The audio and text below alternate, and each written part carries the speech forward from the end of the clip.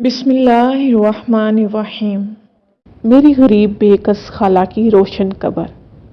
कायरीन, आज मैं आपको एक सच्चा वाक़या जो कि हमारे गांव और बरादरी में हुआ, जिसका आईनी शाहद मेरा भतीजा भी था। अब आती हूँ असल वाक़ये की तरफ।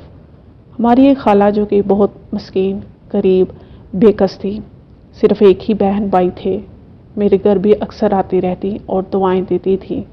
वो बेचारी अल्लाह ताला के हुक्म से फौत हो गई। इसके क्वायदो 3 माह बाद हमारी ही बरादरी के रिश्तेदार, जो कि रिश्ते में मेरे चचा लगते थे, फौत हुए। इनसे पहले इनका भाई 2 हफ्ते पहले फौत हुआ था। इनकी कब्र इनके साथ बनवानी थी, लेकिन मेरे रब के हुक्म से चचा नूर खान की कब्र हमारी इस खाला के करीब बन गई। 2 कब्रों में कितना फासला होता है ये तो हर मुसलमान जानता है। कुदरत खुदा की देखेंगे, दरमियान में एक पत्थर आ गया। अगर निकालते तो खाला की कब्र नजर आती, ना निकालते तो नूर खान की कब्र ठीक से न बनती। आखिर इन लोगों ने पत्थर निकाल दिया, लेकिन ये क्या, इतनी खुशबू के ऐसे झोंके कि वहां खड़े सब लोग हैरान हो गए। मासी की मैयत ऐसे जैसे अभी किसी ने दफनाया हो, न कफन मैला, न चेहरे पर मिट्टी वगैरह। सुभान अल्लाह।